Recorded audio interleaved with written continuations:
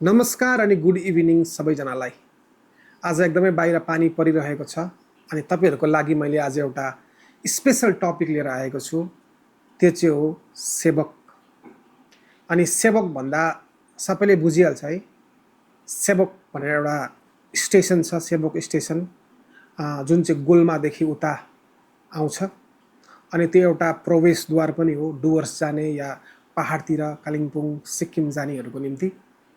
अनि सेवक भन्दा हामीहरू सिलगढीको मुटुमा रहेको सेवक मोड पनि बुझ्छौँ अनि सेवक रोड पनि बुझ्छौँ, जो चाहिँ अहिले बिजनेसको एउटा हब रहेको छ। अनि सेवक शब्द कसरी आयो त, या सेवकको जन्म कसरी भयो त भन्ने विषयलाई हामी अलिकति हेर्नेछौँ।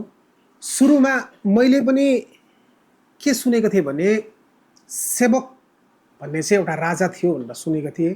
तर पछि जब मैले आफ्नो अध्ययन गरेँ, मेरो अध्ययनमा चाहिँ मैले त्यो अलिकति तथ्य भन्ने छुट्टै पाएँ। अनि म आज तपाईँहरूलाई त्यो साझा गर्नेछु।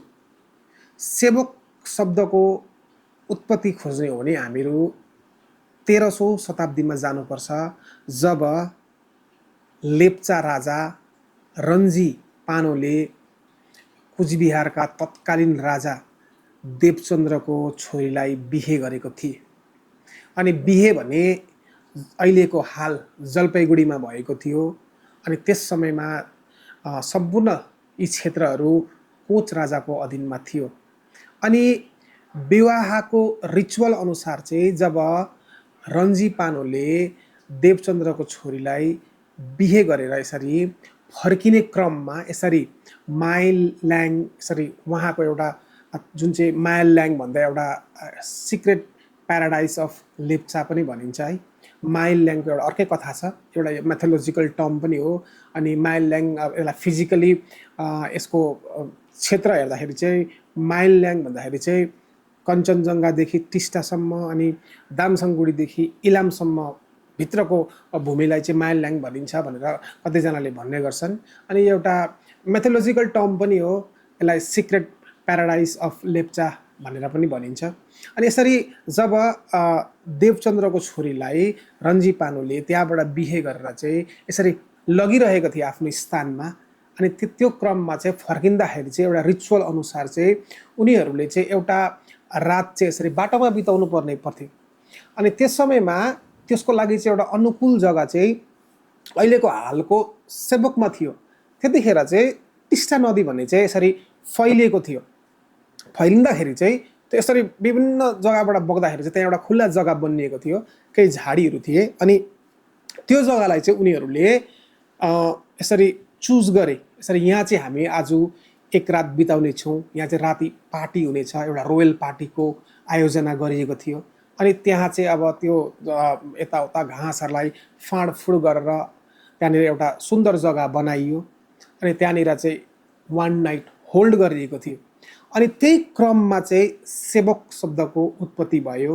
अनि इटिमोलोजी त्यो शब्द विज्ञान अनुसार चाहिँ के भएको छ भने श्वेत बोक भनेर एउटा शब्द आएको छ, जसको अर्थ चाहिँ हुन्छ झार जङ्गल फाड्नु भनेर। अनि यसको अरू पनि अब शब्दहरूको मिलाप रहेको छ यसमा।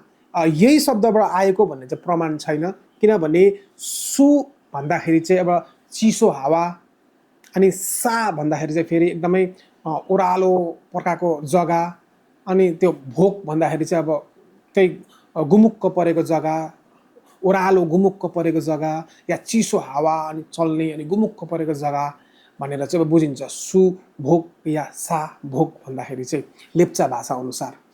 अनि यहीँबाट चाहिँ श्वेत बोक या सा भोक या सुभोक, यहाँबाट नै सेवक शब्दको चाहिँ जन्म भएको थियो। अनि यसको यसलाई चाहिँ एउटा बुकले पनि यसरी प्रमाण दिएको छ। एउटा बुक रहेको छ, सोनाम बिवाङदिल सरले लेख्नु भएको, त्यसमा पनि यसरी नै बयान गरिएको छ। अनि यसरी चाहिँ सेवक शब्दको जन्म भयो। अनि सेवकलाई मान्छेले विभिन्न प्रकारले बयान गरेका छन्, भन्छन्, भन्दै आएका छन्। सिभोक भन्छ, कसैले सुबुक भन्छ, साफोक भनिन्थ्यो अरे पहिला, अनि अहिले यसलाई सेवक भनेर भनिन्छ। अनि मैले मेरो जानकारी अनुसार तपाईँहरूलाई यदि साझा गरेँ, तपाईँहरूकोमा नि यसको केही जानकारी छ भने या मैले केही गलती बोलेको छु भने तपाईँहरूले प्लिज यसलाई करेक्ट गर्नुहोस्, कमेन्ट्समा यसलाई करेक्ट गरिदिनुहोस्। अनि यस्तै तथ्यहरूको निम्ति मेरो फेसबुक पेज द फ्याक्टलाई फलो गरिदिनुहोस्। धन्यवाद।